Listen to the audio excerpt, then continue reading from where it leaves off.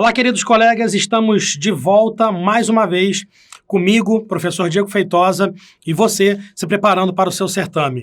Eu tenho certeza que você vai mandar muito bem na sua prova e que você vai conseguir a sua aprovação. Na aula de hoje, nós vamos começar um novo bloco de aulas. Nós vamos falar sobre programa de saúde, em que nós falaremos de doenças como viroses, como bacterioses, como protozooses e até no final falaremos sobre drogas de abuso. Ou seja, um momento muito importante para o nosso concurso, justamente porque é um assunto que pode aparecer quando falamos de cidadania, quando falamos de manutenção de bem-estar dos indivíduos, enfim. Em vários editais a gente pode encontrar esse assunto aparecendo e a gente colocou isso para você aqui também. Então vamos parar lá de conversa, vamos direto para a nossa tela introdutória. Está escrito aí, olha, princípios básicos de saúde e viroses. Vamos começar com viroses, tudo bem? Mas vamos falar de várias outras doenças ao longo das próximas aulas. Queridos, primeira coisa, eu preciso que você saiba de alguns conceitos básicos sobre doenças, sobre saúde. Coisa bem básica mesmo, tá? Primeiramente, qual seria o conceito de saúde de acordo com a OMS? Volta para mim. Seria o completo bem-estar do indivíduo, que seja considerado o bem-estar mental, o bem-estar físico, o bem-estar social. Dessa forma, o indivíduo com essas peculiaridades, particularidades sãs, com essas particularidades da sua vida completamente harmoniosas e harmonizadas, nós teríamos o indivíduo gozando de plena saúde. Qualquer dano ao intelecto, qualquer dano a psique do indivíduo pode ser considerado, por exemplo, uma doença. E a gente tem várias doenças relacionadas com a psique do indivíduo. Por exemplo, depressão, crise de ansiedade, tudo isso está dentro do conjunto do que a OMS considera como doenças. Mas nós falaremos aqui principalmente das doenças mais clássicas, mais básicas, né? Pneumonia, gripe, gonorreia, enfim, vamos falar de ISTs também lá na frente. Então, o conceito de saúde que eu quero que você saiba é o bem-estar completo, físico, mental e social do indivíduo. E a partir daí, a gente começa a falar de alguns detalhes sobre isso. Vamos cá no slide, olha só, veículos de transmissão de doenças. O que seriam veículos de transmissão de doenças? Seriam indivíduos, seres vivos mesmo, propriamente ditos, ou fatores abióticos que possam causar doenças. Vou puxar a setinha aqui para baixo. Acompanha comigo. Ou indivíduos, né, vou chamar de seres vivos, ou ainda, olha aqui, ó, fatores abióticos. O que seriam fatores abióticos responsáveis pela transmissão ou veículos de doenças? Volta aqui para mim. Esses fatores abióticos, por exemplo, poderia ser a água. Existem várias doenças como cólera, que é transmitida pela água. Existem doenças que são transmitidas pelo ar. Existem doenças que são transmitidas por seres vivos como insetos, mosquitos. Então, fatores abióticos são os primeiros exemplos que eu dei. Água, o ar. E os fatores bióticos são aqueles vivos que acabam transmitindo uma doença. O que eu quero que você saiba nesse momento é o seguinte. Nós chamamos de vetor o indivíduo ou o fator abiótico responsável pela transmissão de determinada doença, ok? E o segundo conceito importante sobre isso, agente etiológico. Agente etiológico é o agente causador da doença. Vou pegar um exemplo bem famoso dos brasileiros como um todo, que é o caso da dengue. A dengue ela é uma doença causada por um vírus, chamado de vírus da dengue. Na verdade, o nome do vírus é um Flaviviridae. É um vírus da família Flaviviridae. Mas você não precisa se ligar exatamente no nome desse vírus. Basta que você saiba que é um vírus chamado de vírus da dengue. Ele é o agente etiológico. Ele é o responsável por causar a dengue. Agora, quem transmite esse vírus é chamado de vetor. E o vetor, todo mundo sabe muito bem o nome dele. É o Aedes aegypti, ou Aedes aegypti. É um mosquito que veio do Egito, justamente por isso que o epítopo do nome dele é Aegypti, mas que tem uma grande proliferação aqui no Brasil. Brasil e que tem a capacidade de transmitir essa doença. Aproveitando que eu citei ele aqui logo no início da nossa aula de doenças, não se esqueça, o Aedes aegypti, ele pode até o momento no Brasil transmitir 4 doenças, ok? Eu quero que você até o final das aulas saiba exatamente quais são essas 4 doenças. Ficou curioso? Quer saber quais são? Vai acompanhando as aulas que eu vou te explicar todas elas. Vamos para o slide. E aqui, olha, na sequência, né? Deixa eu botar aqui assim, que nós temos... vou botar os conceitos que eu só falei escrito para você, tá bom? Então tá aqui, ó. Agente etiológico é o agente causador da doença. E vetor é o transmissor da doença, tudo bem? Então tá aqui esses 2 conceitos escritos para você. E agora ali na sequência, olha só, na nossa lista principal aqui em cima, o que seria, Feitosa, uma endemia? O que seria, Feitosa, uma epidemia? E qual a diferença para a pandemia? São conceitos básicos que você precisa dominar. Volta para mim. Não sei onde você mora, em qual parte do Brasil você mora, mas vamos supor que você seja uma pessoa que mora em Manaus, tá? Você mora em Manaus. Em Manaus, você está aí, né, no estado do Amazonas, perto de regiões da floresta amazônica e sabe melhor do que ninguém que a doença malária é uma doença muito comum a indivíduos da sua região. Pessoas, até visitantes que vão para a sua região, precisam tomar cuidados para não adquirir malária. Assim como pessoas que vêm para cá, para onde eu moro, para a região do Sudeste, do Rio de Janeiro, precisam tomar muitos cuidados para não se contaminarem com dengue, ou com zika, chikungunya, febre amarela, enfim. Então é necessário que você conheça, claro, as doenças daquele local. Mas por que eu estou dizendo isso?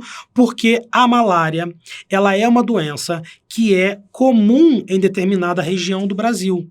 Quando uma doença, ela tem uma prevalência, uma quantidade de casos constante acontecendo em determinada região de um país ou de uma localidade, a gente afirma, a gente diz que essa doença, ela é endêmica daquele local. Então chegamos à conclusão aqui rapidamente que malária é uma doença endêmica da região norte do país, que dengue é uma doença endêmica da região sudeste do Brasil. Na real, a dengue é bem espalhada, mas aqui também temos uma região endêmica. Ué, Feitosa, mas não seria uma epidemia de dengue que acontece assim no verão? Bom, o que acontece é o seguinte, nos verões cariocas, cariocas? Sim. Nos verões do Rio de Janeiro, nós temos sempre novos casos de dengue aparecendo, fato. E isso pode ser chamado de epidemia. Ok, não está errado. O problema é que a coisa é tão recorrente que a gente já tem certeza que todo verão terá novos casos de dengue, terão novos casos de dengue. Todo verão a gente sabe que vai ter novos casos de dengue. Então, eu poderia dizer que a dengue é endêmica do Rio de Janeiro. Não há dúvida de que haverá pessoas com dengue no próximo verão. Isso é fato, né, por vários motivos, mas o principal por conta de desleixo da população, mais desleixo das autoridades públicas responsáveis pelo controle dessa arbovirose. Isso pode ser considerado uma endemia já de dengue naquele local. Agora, se num local que não costuma ter dengue, sabe, numa região fria do Brasil ou até de outro país, por conta de ser uma região fria, de um mosquito não se proliferar muito rapidamente, e de repente a gente tem uma explosão de novos casos de dengue, e enquanto a gente tinha uma prevalência muito baixa anteriormente, a gente pode afirmar que sim, aí é uma epidemia. Beleza, você já entendeu a diferença entre epidemia e endemia. Endemia é uma quantidade de prevalência de casos constante numa região. Epidemia, uma explosão de novos casos em determinada região. Agora, o que seria pandemia? Total. Então, seria uma epidemia generalizada. Em algum momento, ocorre uma epidemia em determinado local e essa epidemia, ela se espalha rapidamente e aí ela acaba passando para outras regiões, para outros países, para outros continentes. E aí a gente classifica ela como pandemia. Olha, estamos no ano de 2019. Você conseguiria dizer para mim qual foi a última pandemia que nós vivemos? Consegue pensar? Consegue lembrar? Se não consegue, eu te ajudo. Passar álcool em gel na mão, usar máscara, antes de ir no banheiro, passar álcool em gel de novo, tomar cuidado no ônibus. Você vivenciou isso? Você provavelmente passou por isso, né?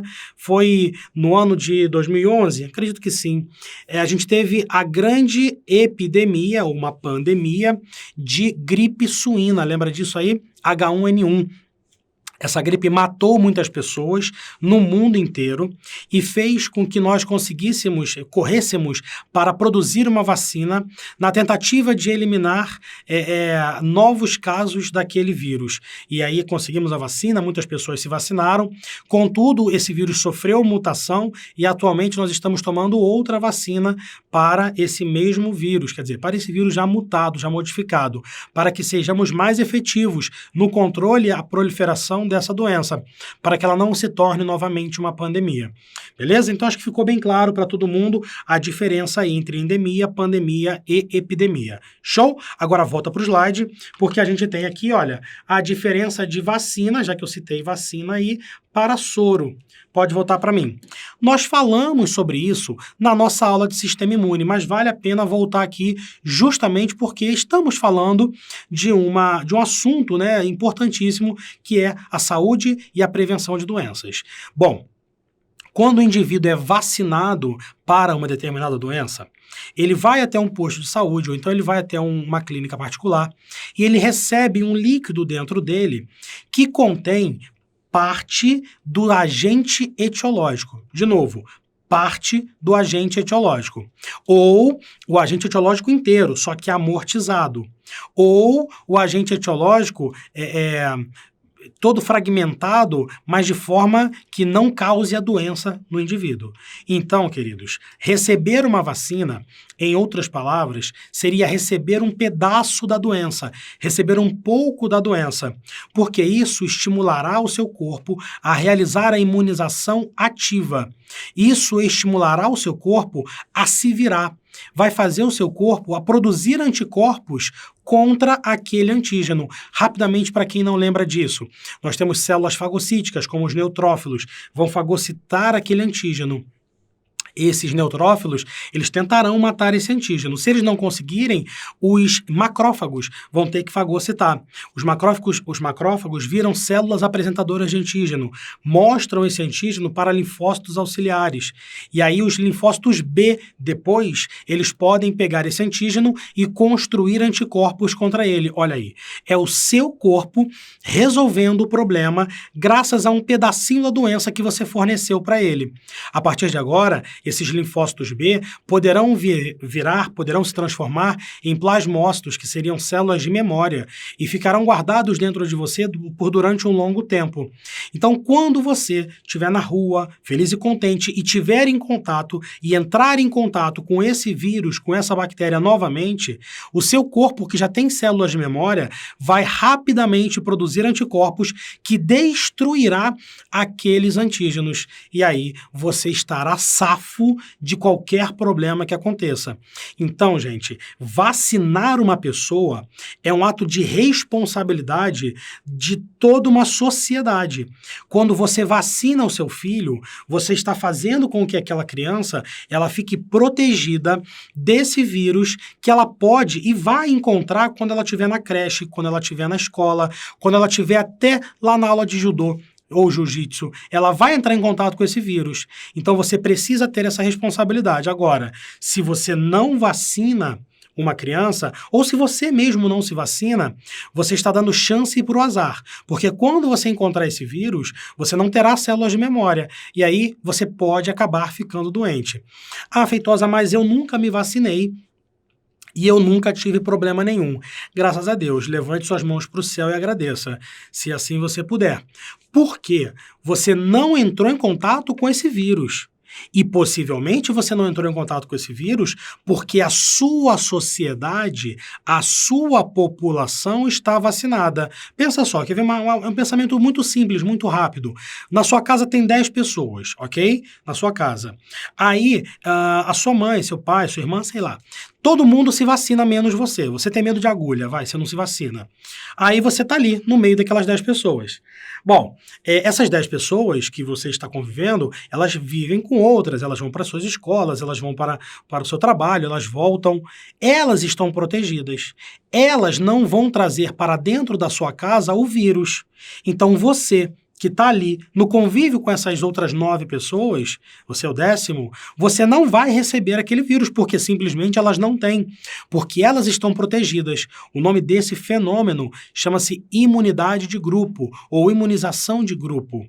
O grupo está vacinado e você está gozando das vantagens do grupo estar vacinado. Pegou a ideia? É por isso que se a gente tiver uma cobertura vacinal de 97%, tá bom demais. Tá bom demais. Porque esses 3% da galera que faltou a vacinação, da galera que tem medo de agulha, não vai ser problema para a população, a não ser que esses 3% saia, vá para outro lugar onde não há uma cobertura vacinal grande e acabe voltando com aquela doença. O grande problema começa quando essa cobertura vacinal cai para 70%. Caraca!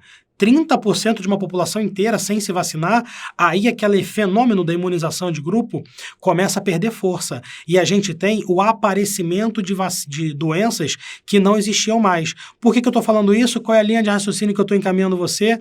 Para o WhatsApp. A sua tia provavelmente mandou já algum WhatsApp para você dizendo: não vacine seu filho, porque isso causa autismo.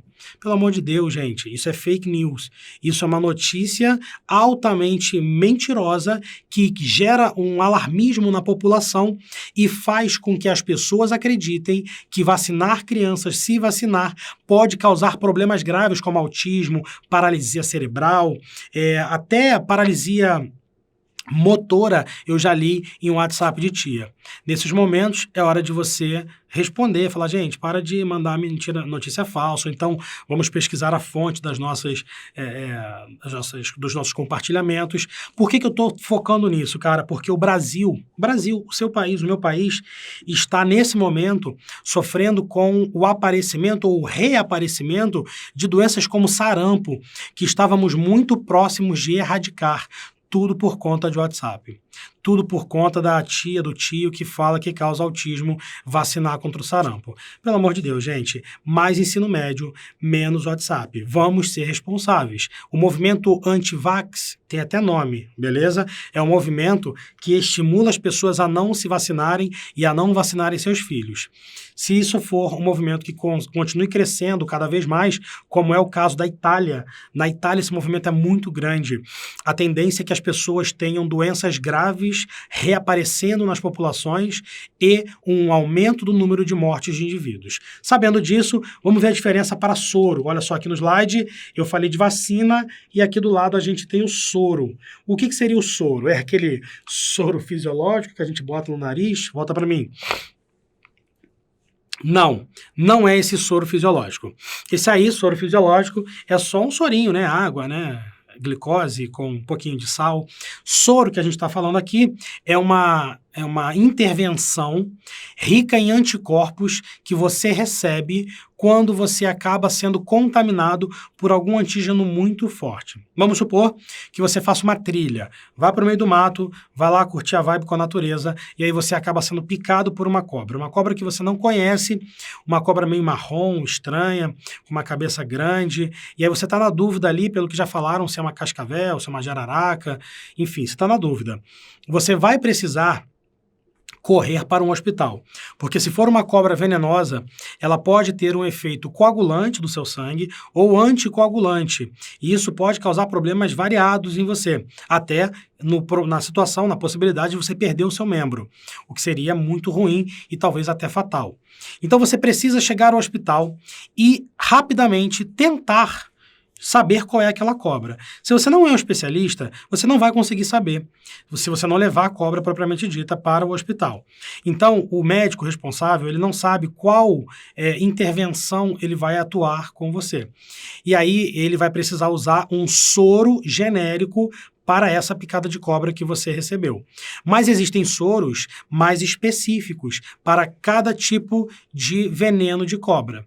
uma forma geral, a gente chama esses soros de soros antiofídicos. São soros que protegem você, fornecendo uma grande quantidade de anticorpos que combaterão os antígenos e farão com que você fique totalmente limpo daquele veneno. Por que não dá para vacinar então? Pega um pouquinho do veneno da cobra, faz uma vacina, pica na pessoa e deixa que ela vá produzindo anticorpos aos poucos. É porque esse antígeno da cobra é tão forte que a gente não consegue amortizar ele, não consegue fazer ele ficar mais fracozinho. Então a gente não consegue fazer uma vacina para aquela cobra, para esses tipos de cobra. Então você precisa de soro. E aí é curioso porque como que é feito esse soro? Principalmente no Instituto Vital Brasil, no Instituto Butantan, como é que eles fazem esse procedimento? Eles pegam uma cobra venenosa, retiram um pouco desse veneno e fazem uma espécie de vacina sim, só que num cavalo, num animal gigantesco, com uma pulsação muito maior que a sua, com uma potência de sistema imunológico muito maior que o seu. Esse cavalo ele não chega a ficar convalescido, mas ele começa a produzir uma grande quantidade de anticorpos. Depois, esses anticorpos são retirados da corrente sanguínea do cavalo e colocados no frasco que vai ser levado para a sua central de tratamento contra picadas de cobra, ou contra picadas de aranha, ou contra picadas de escorpiões, enfim. Então, o cavalo nos ajuda a produzir anticorpos e aí a gente recebe um soro. Essa é a diferença definitiva entre soro e vacina que você precisava saber para a sua prova. Beleza? Vamos aproveitar mais esse slide aqui ainda. Olha aqui rapidinho. A gente tem uma situação das formas que são transmitidas essas patologias, essas doenças. Doenças podem ser transmitidas por fluidos corporais, suor, sêmen, líquido vaginal, saliva, lágrimas, algumas mais difíceis do que outras. Podem ser transmitidas por mãos contaminadas, fingers, por mosquitos, picadas de mosquitos. Podem ser transmitidas num campo. Quando você está andando, por exemplo, descalço, você pode acabar se contaminando com algumas das doenças que a gente vai falar ao longo das aulas. Mas você também, comendo uma comida contaminada, pode acabar ficando contaminado. Fezes contaminadas, elas acabam, olha a seta aqui, contaminando comidas. E quando você come uma comida contaminada com essas fezes, você acaba se tornando um indivíduo hospedeiro, um new host, que está escrito aqui. Então, dessa forma, você vai também transmitir essas doenças. Volta para mim. De uma forma geral, gente, saneamento básico é uma intervenção estatal que é fundamental para diminuir a incidência de doenças, sobretudo doenças causadas por péssimos hábitos de higiene, ou doenças transmitidas por hábitos zero de higiene. Então, é fundamental que todas as cidades de todos os países, do mundo inteiro, elas tenham algum sistema de coleta de esgoto e de tratamento de esgoto. Isso seria o saneamento básico. É inadmissível que no ano de 2019 a gente tenha alguma cidade, em qualquer país que seja, em que o indivíduo entra no seu banheiro, faz cocô, aperta um botão, que seria a descarga dele, e essas fezes, elas são enterradas numa fossa. É inadmissível que a gente, em 2019, ainda esteja enterrando cocô, como era feito na Idade Média. Você consegue compreender essa indignação minha? Não tem como a gente imaginar ser viável numa população qualquer que seja, que você tem um banheiro numa casa e na frente dessa casa um valão correndo com o cocô do vizinho, que está passando ali, você dando tchau para ele, ela, tchau cocô, vai embora. Não tem como. Sabe? Aqui no Grande Centro, onde eu me encontro agora, no Rio de Janeiro, a gente tem uma certa cobertura de saneamento básico. Mas eu tenho certeza que existem regiões, residências nessa cidade, que faz parte de uma megalópole de um país de 220 milhões de habitantes, que não tem saneamento básico. E aí eu te pergunto, por que não tem? É uma coisa que a gente tem que pensar bastante. Mas, enfim, o que eu quero que você saiba é a falta desse saneamento básico, ela gera problemas como verminoses, problemas como bacterioses, problemas como viroses. E aí a população morre, assim como morria na Idade Média, quando ainda se enterrava cocô. Tudo bem? Vamos aqui para o slide, porque agora a gente vai começar a nossa... o nosso passeio, digamos assim, pelas nossas doenças. Então, essa aula de agora, nós estamos tratando de viroses. E dentro das viroses, nós temos algumas muito importantes. Eu coloquei aqui a primeira como sendo aquela que mais acomete pessoas, correto? Gripe. Gripe é uma virose muito comum e eu quero que você saiba como ela é transmitida, quem causa ela. O agente etiológico é o influenza vírus. Beleza? Que é diferente do coronavírus. Volta aqui rapidinho para mim. Diferença entre gripe e resfriado é principalmente o vírus, tá? Coronavírus é o vírus que causa o resfriado e influenza é o vírus que causa a gripe. O vírus que causa a gripe, ele tem um potencial de gerar febre no indivíduo muito maior do que o vírus que causa resfriado. Então, a febre é um sintoma muito comum em pessoas que estão gripadas, beleza? Bom, o que mais que causa, né? O que mais que esse vírus causa no nosso corpo? Olha aqui para cá, para o slide. Ele causa coriza, que é aquele corrimento no seu nariz, obstrução nasal pelo acúmulo de muco na sua região das coanas, tosse, espirro e febre, podendo também ter dor no corpo aqui nesse caso. Gotículas de saliva, a gente chama em biologia de perdigotos, tá? Vou botar aqui o nome, ó. Perdigotos. Esses perdigotos que estão sendo mostrados aqui nessa imagem, eles são responsáveis pela transmissão desse vírus. Então, volta para mim. Se você está no ônibus, uma pessoa do seu lado espirra, e aí tem perdigotos na mão dela. Ela coloca lá a mão no ferro do ônibus e logo em seguida, bem rápido, você passando para ir embora, passa naquela região que está o perdigoto dele, agora tem perdigoto do cara na sua mão. Aí você coça o seu olho, coça o seu nariz, você está passando para dentro de você aquele vírus que estava no organismo do indivíduo. Ou o cara não consegue se segurar e espirra na sua cara, tipo o nosso desenho ali que você viu no slide. Então, você também vai estar recebendo diretamente esses perdigotos. É uma transmissão pessoa a pessoa, é uma transmissão direta de um indivíduo para o outro.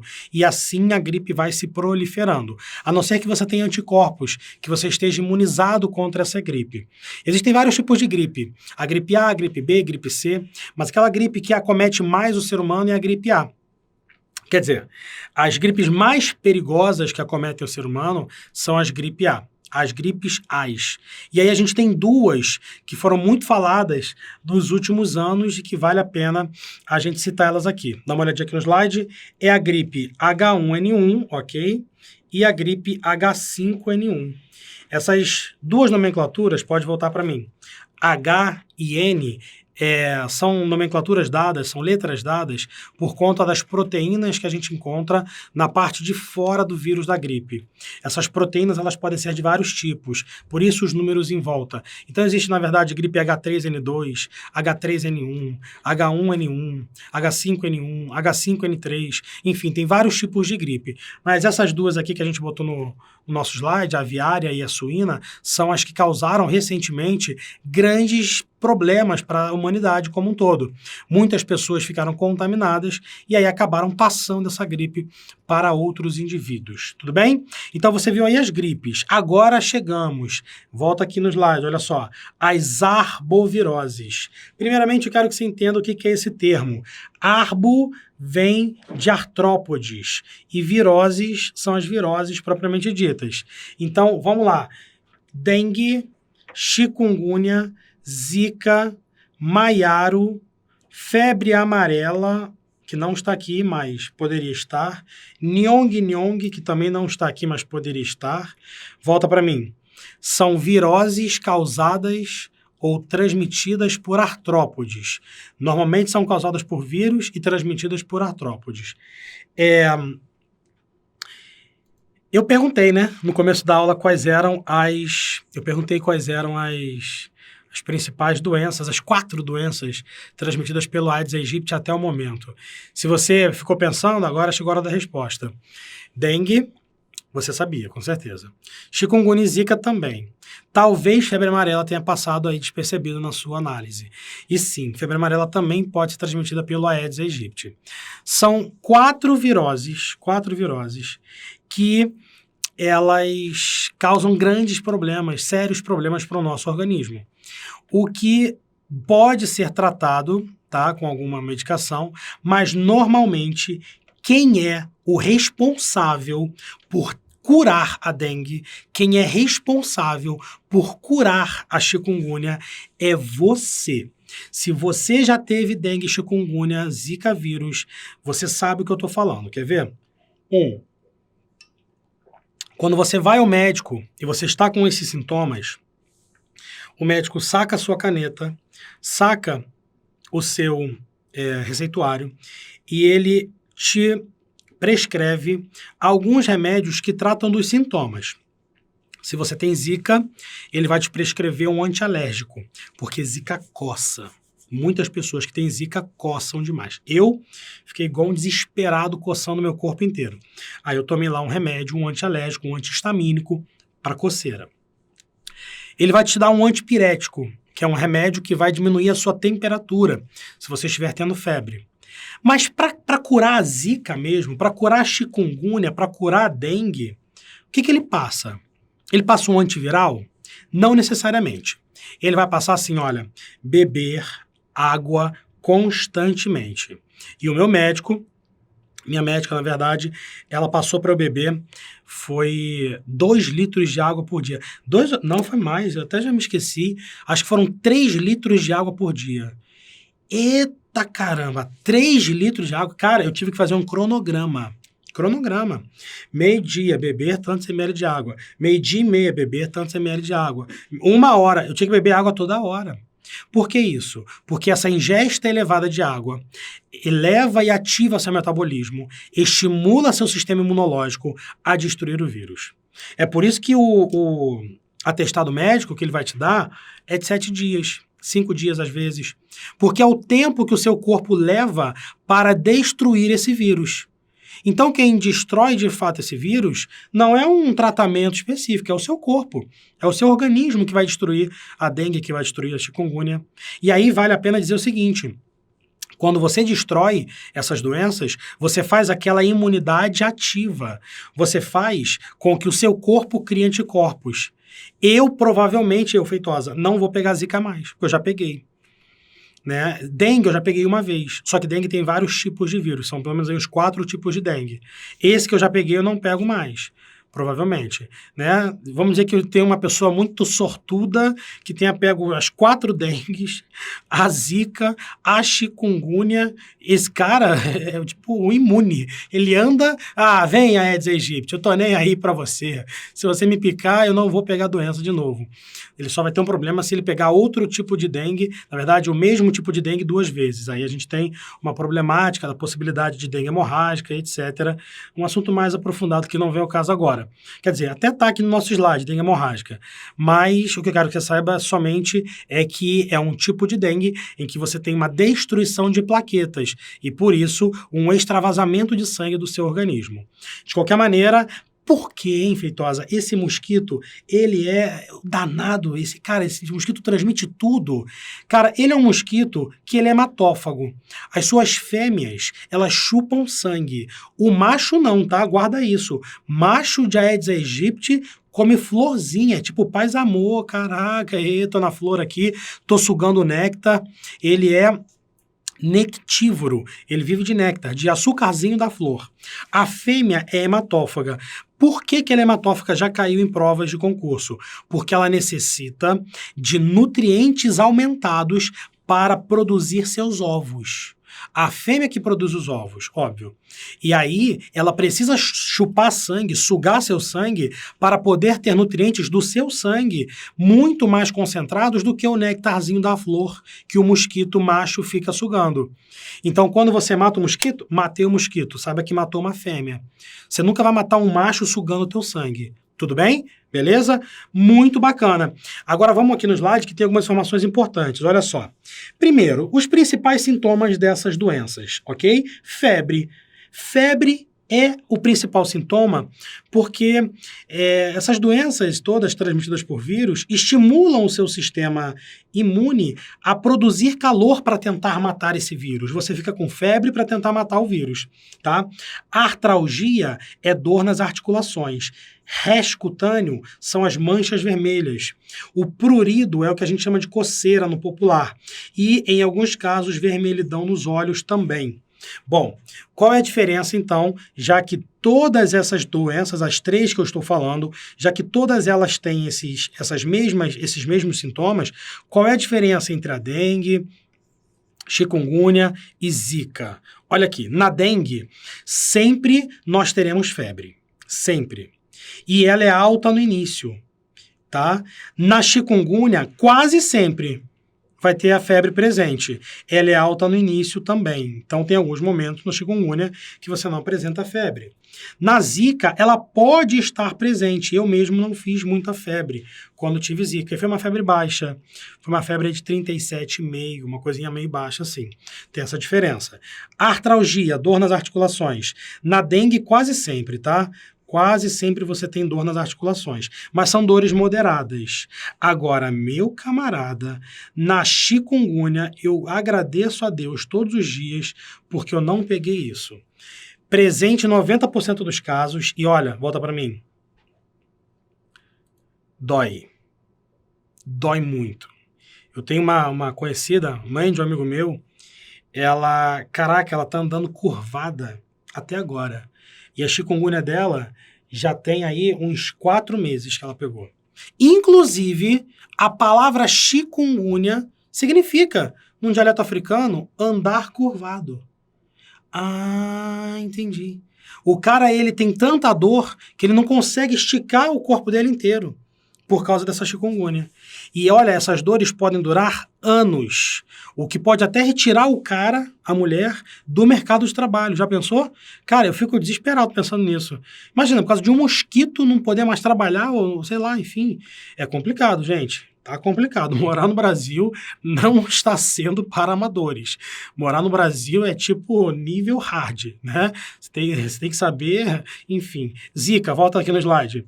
Pode estar presente dor, eu não tive dor, tá? Quando eu tive zika. Pode estar presente, são dores bem leves.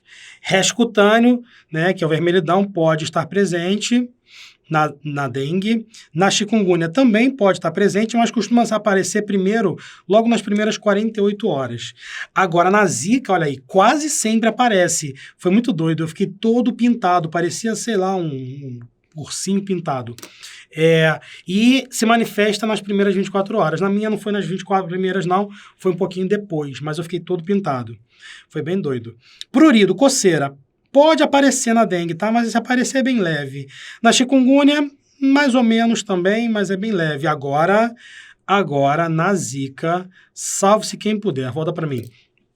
Eu estava em casa, aí já sabia que estava com zika, né? Quer dizer, já imaginava que estava com zika. Assistindo televisão, de repente comecei a sentir uma coceirazinha aqui, coceirazinha aqui no braço, não sei o quê. Aí eu fui no espelho que eu tinha lá na sala, aí eu olhei meu braço assim, aí eu já fiquei meio assustado, levantei a camisa, por motivos óbvios eu não vou levantar aqui para vocês, e aí eu olhei a barriga e falei, eita caraca, ferrou, tudo pintado de vermelho, e aí começou a coceira. Não sei se foi meio psicológico, porque eu vi aquele monte de bolinha vermelha. Cara, eu coçava de quase arrancar a pele. Aí, burro, né? Porque eu tinha antistamínico em casa, mas não tomei, não sabia que era para tomar. Fui até o médico ainda, peguei o carro, fui lá, enfim, tomei o antistamínico e fiquei de boa depois. E aí, para finalizar, vermelhidão nos olhos. Não está presente na dengue, né? Na chikungunya pode aparecer, é um diferencial interessante, e aqui também pode aparecer. Show de bola, volta para mim. Você acabou de ver, então, uma mega explicação sobre a diferença de dengue, chikungunya e zika. Por que eu tomei um grande tempo da nossa aula para falar disso? Porque a gente está no Brasil. E o concurso que você vai fazer pode perguntar sobre essas doenças brasileiras. Quer dizer, brasileiras mais ou menos, né? Todas elas são importadas, né? A zika é uma doença que apareceu pela primeira vez lá na floresta de Zika. E aí era, enfim, uma doença da África e que veio trazida para cá por conta de processos migratórios. Acredita-se veementemente, fortemente, que o grande evento que fez com que a Zika chegasse no Brasil, sim, queridos, o 7-1. Eu tô falando de Copa do Mundo. Antes da Copa do Mundo, a gente teve a Copa das Confederações em 2013, né? Aquela Copa que acho que o Brasil ganhou. O Brasil ganhou a Copa das Confederações? Então, enfim, também não importa, porque o Brasil, enfim, é sacanagem. Eu até torço ainda pela seleção. Mas, logo depois, na Copa do Mundo, uma grande quantidade de estrangeiros vieram ao Brasil. Possivelmente trouxeram essas doenças. É claro que isso é um problema que acontece e aconteceria em qualquer país. Se você faz um grande evento, se você recebe muitos indivíduos de outros países, a probabilidade de você ter novas doenças aparecendo logo depois desse grande evento é muito grande. Mas, se o país está preparado, se o país tem um sistema de controle e coordenação dessas doenças, se o país não é um país já naturalmente problemático, isso é muito mais minimizado. Veja você, quantos eventos aconteceram em outros países desse mesmo porte? Até na África do Sul. A Copa de 2010 foi na África do Sul. A Copa de 2006 foi na Alemanha, eu acho. Enfim, a de 2002 foi lá na Coreia e no Japão. Ou seja, esses países recebem grandes eventos, mas a gente aqui ficou com um legado bem bacana. Um legado de uma geração de crianças com microcefalia. O que aconteceu com a chegada desse novo vírus, Zika, que eu repito, pode ser que tenha sido transmitido e trazido por conta desses grandes eventos. Não estou culpando de vez e diretamente o evento. Fez com que várias crianças que nasceram de mães que tiveram Zika desenvolvessem uma doença chamada microcefalia. Olha no slide aqui, ó. No slide a gente tem uma criança com um perímetro craniano, ou também chamado de PC, reduzido. O perímetro craniano de uma criança normal é esse que eu estou pontilhando de vermelho aqui em cima do já pontilhado de preto. Esse seria o perímetro, o tamanho de uma cabeça de uma criança normal. O vírus da Zika, quando a mãe está grávida, ele ataca diretamente as células nervosas daquele encéfalo da criança e destrói partes daquele encéfalo, ou diminui o crescimento dele. O bebê, que está dentro da barriga da mãe, acaba não desenvolvendo o encéfalo como deveria. E por isso, o crânio dele não desenvolve também. Volta para mim. Então, o crânio dele nasce com uma circunferência menor do que 32 centímetros. O médico passa a fita métrica, confirma que está abaixo de 32 e confirma para aquela mãe que aquela criança terá problemas para o resto da sua vida por conta do vírus da Zika, que infelizmente acometeu aquela mãe durante a gravidez. No começo que começamos a estudar esse problema, vimos que se a mãe ficasse com o vírus da Zika no primeiro trimestre da gravidez, a problemática poderia ser maior. Ela poderia ter uma maior incidência de criança com microcefalia, porque é nessa fase que o tubo neural da criança está se formando. Mas depois, infelizmente, a gente descobriu que até mesmo no último trimestre, no segundo e no último trimestre da gravidez, se a mãe adquirir Zika, isso pode estimular o aparecimento de microcefalia na criança. E pior ainda, a gente descobriu depois. Às vezes, a criança nasce com um perímetro craniano satisfatório, normal, mas ela desenvolve a microcefalia depois, o que é péssimo, né, cara? A mãe teve Zika, ficou desesperada durante a gravidez, a criança nasceu, ela comemorou que a criança estava normal, mas depois a criança desenvolveu a Zika. Cara, desenvolveu a microcefalia. Existe uma geração de crianças que nasceram nessa época de 2013, 2014 no Brasil, que têm microcefalia e que têm a obrigação de serem assistidas pelo Estado brasileiro. Repito, a obrigação de serem assistidas pelo Estado brasileiro. Essas crianças não podem, essas famílias não podem ser deixadas de lado. Elas precisam muito da nossa ajuda. E aí o que acontece? Não se sabia ainda que era necessariamente o vírus da Zika que estava causando esses fenômenos, causando esse fenômeno.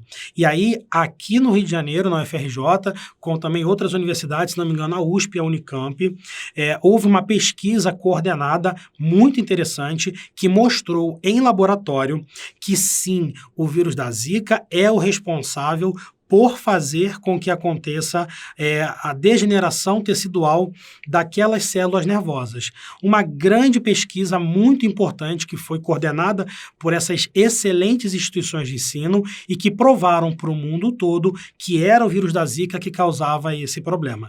Por que tivemos que nós fazer isso? Porque essa é uma doença que foi espalhada ou que teve uma maior proliferação aqui no Brasil.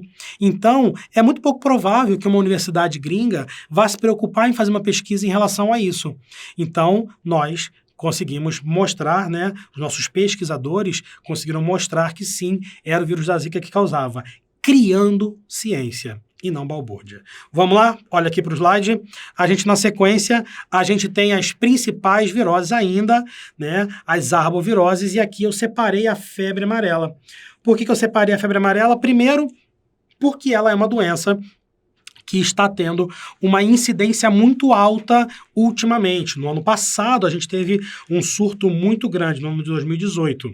Essa doença, ela também pode ser transmitida pelo Aedes aegypti e também pelo Haemococcus, que é um outro mosquito de um outro gênero. Eu vou colocar aqui o nome dele do lado. Olha só, o Haemococcus, ok? Está aqui o nome do outro mosquito. Essa doença, ela causa febre, ela causa vômito, dor no estômago e, ó, o mais importante, cheguei, lesões no fígado. Volta para mim. Essas lesões no fígado causadas por esse vírus fazem com que a pessoa fique meio amarelada, fazem com que ela fique com icterícia, que é amarelão até nos olhos dela. E por isso o nome febre amarela dessa doença. Essa doença pode ser fatal se ela não for tratada a tempo, se ela não for cuidada a tempo. E isso é muito ruim, porque quando você tem uma proliferação muito grande de novos casos, você precisa de uma força-tarefa para tratar a população, o que nem sempre é viável, já que a nossa população é muito grande. A febre amarela já tem vacina há muito tempo. Então, basta que a população se vacine contra a febre amarela, que ela vai conseguir chegar naquele imunização de grupo, e aí a gente vai ter uma menor incidência desse vírus, uma menor incidência dessa doença.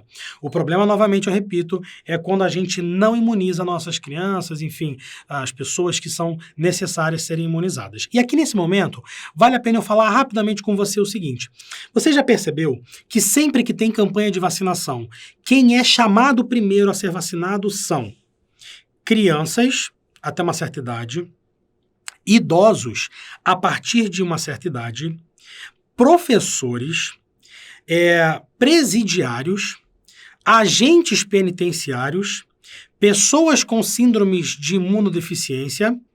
Por que isso? Essa galera é especial? Não. É porque nós, eu falo nós porque eu sou professor, é porque nós lidamos com muita gente. Agora, nesse mundo de internet, nem tanto mais, né? Eu tô aqui, só tá eu e o Maurício aqui, fazendo companhia, numa sala, e eu falando para vocês, milhares que estão me vendo.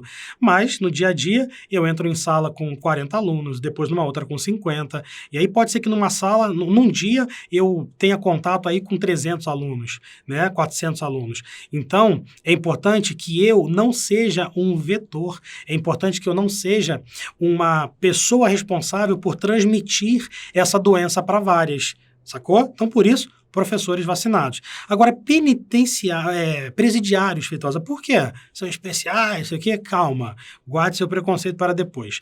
É importante que os presidiários sejam vacinados porque eles vivem confinados. E aí, por estarem confinados, eles têm maior propensão a passar doenças um para o outro. Primeiro que eles vão morrer e a gente precisa respeitar os direitos humanos até nos presídios. E segundo é que ali pode virar um foco de transmissão de doenças para as cidades próximas. Aí chega em você. Pegou a ideia?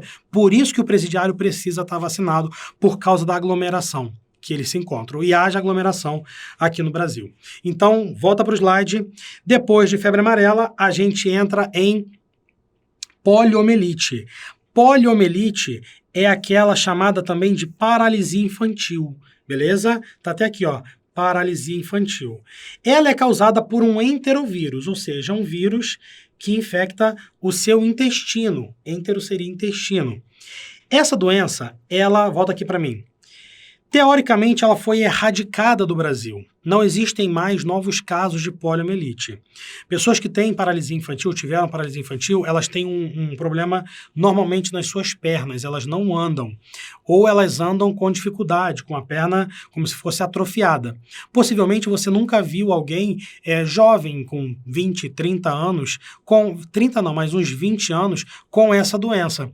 Porque é uma doença que foi amplamente vacinada no Brasil e conseguimos alcançar um estágio que consideramos ser de erradicação nesse país que nós moramos. Quem é que nunca tomou a gotinha na boca? Fala para mim. Sabe o Zé Gotinha, aquele bichão branco balançando lá, que você recebia a gotinha, um gostinho salgado?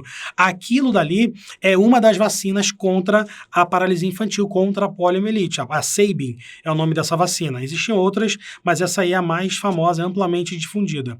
Então, dessa forma, graças a essa vacinação constante, é que nós conseguimos alcançar exatamente esse fenômeno de imunização de grupo.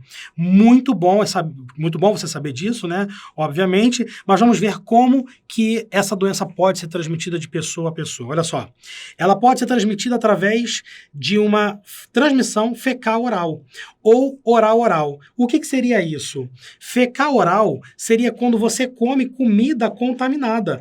Ou, literalmente, é meio bizarro o que eu vou falar, mas quando você come cocô. Sim, tem pessoas que comem cocô, mas calma, não por opção, volta para mim.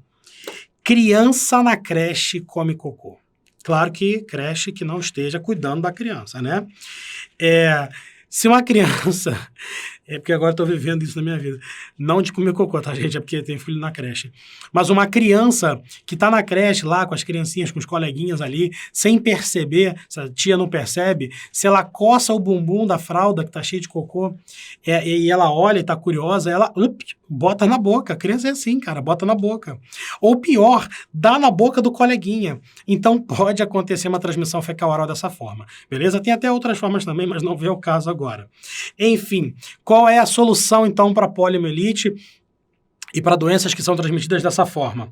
A gente tem saneamento básico, que eu já falei bastante aqui sobre isso com vocês, condições de higiene, que são importantíssimas, você manter condições básicas de higiene, tem que lavar a mão, tem que lavar os alimentos, tem que esterilizar determinadas ferramentas em alguns lugares, como cozinhas de restaurante, tem que vacinar. Então, basta que você vacine no caso da Sabin, no caso da poliomielite, vacinando com a Sabin, que você terá uma boa cobertura vacinal. Beleza? Agora a gente vai terminar a aula de hoje com um problema grave, atual, recente, que é esse que está no slide, olha aí. Sarampo. Sarampo é uma doença, cara. Cara, essa aqui é de dar tristeza. Ela estava na lista para ser erradicada do Brasil. Se tudo desse certo, não termos novos casos no ano de 2018. A cobertura vacinal, até antes disso, falei já hoje com vocês, era de 97%. A cobertura vacinal, ela pulou para 75%. Volta. É a culpa do WhatsApp. É a culpa das fake news. Fake news. É a culpa das notícias falsas que disseram que a vacina contra o sarampo causa autismo. O cara que inventou essa notícia, ele é um cientista. Na verdade, era um médico. Olha só a história. O cara bolou uma notícia dizendo que o sarampo causava autismo. Por quê? A vacina, o tratamento que ele tinha bolado lá, não foi bem aceito pela comunidade científica. Esse cara teve o CRM cassado, tá? Esse cara não é mais médico. Mas essa notícia falsa, ela se espalhou para o mundo inteiro. E as pessoas que não checam as as informações, elas acabaram replicando essa notícia. E isso fez com que várias pessoas ficassem alarmadas, porque vamos pensar, né? Também eu me coloco no seu lugar, que recebeu a notícia. Caramba, uma notícia de uma pessoa que você confia, dizendo que a vacina contra o sarampo causa autismo. Aí você tem um filho, pequenininho, né, uma filha. Aí você olha na carteira de vacinação, eita, amanhã tem que vacinar contra o sarampo. Pô, tu recebeu uma notícia e você recebeu, você viu na carteira de vacinação que tem que vacinar contra o sarampo. Você, no mínimo, vai ficar com medo, no mínimo. Eu entendo você. Mas você tem que confiar no médico. Você tem que confiar no professor de biologia. Você tem que confiar na ciência. Você não tem que confiar em quem não sabe de ciência. Você precisa conversar com quem é especialista. Conversa com o seu médico. Poxa, recebi aqui essa notícia e tal. Ele vai te explicar perfeitamente que aquilo ali é uma fake news e que você não precisa se preocupar. Que seu filho não vai ter autismo por causa disso. Enfim. Sarampo voltou, beleza? Um monte de gente já pegou sarampo, acho que até o Neymar pegou sarampo. Não sei se foi cachumba ou sarampo que ele pegou, mas cachumba também é uma outra doença reemergente, conceito importante. Doença reemergente é aquela que está voltando. E agora nós temos um monte de gente pegando essa doença. Inclusive na crise de imigração que o Brasil enfrenta nesse momento, com os refugiados venezuelanos entrando na nossa fronteira em Roraima, lá com Pacaraima, nós temos uma grande quantidade de pessoas com sarampo vindas desse país que estão trazendo esse vírus para a nossa população. Ah, mas os venezuelanos então são ruins? Calma, gente. Se nós estivéssemos vacinados, se nós estivéssemos com uma cobertura vacinal ok, e com uma imunização de grupo ok, não teria problema nenhum. Ok? Vamos lá fazer a nossa meia-culpa também. Então, nós temos uma grande incidência de sarampo agora, nesse momento, no estado de Roraima. Enfim, então volta para o slide, olha só o que pode acontecer quando você pega sarampo. Manchas na pele e também no interior das bochechas. Tá, isso daí são só manchas, não tem problema? O que isso pode gerar de mais complicações? Pode gerar que essa doença ela pode continuar o seu desenvolvimento dentro do corpo do indivíduo e aí causar algumas complicações, como febre muito alta, como tremores no corpo, e aí ela pode até levar a óbito do indivíduo por comprometimento de outros órgãos. Ela pode ser passada de mãe para filho, tá bom? Durante a gravidez, isso é mais grave ainda, e ela é totalmente possível de ser evitada caso haja a vacinação como deveria ser. Beleza? Volta para mim. Então, queridos, vocês viram agora, terminamos agora, a nossa parte inicial da aula do nosso bloco de programa de saúde. Falamos sobre as viroses, as principais viroses, aquelas que nós aqui acreditamos que possa aparecer na sua prova, no seu certame. Continuaremos com outras aulas, falando de bacterioses, enfim. Fica com a gente. Até a próxima. Tchau, tchau.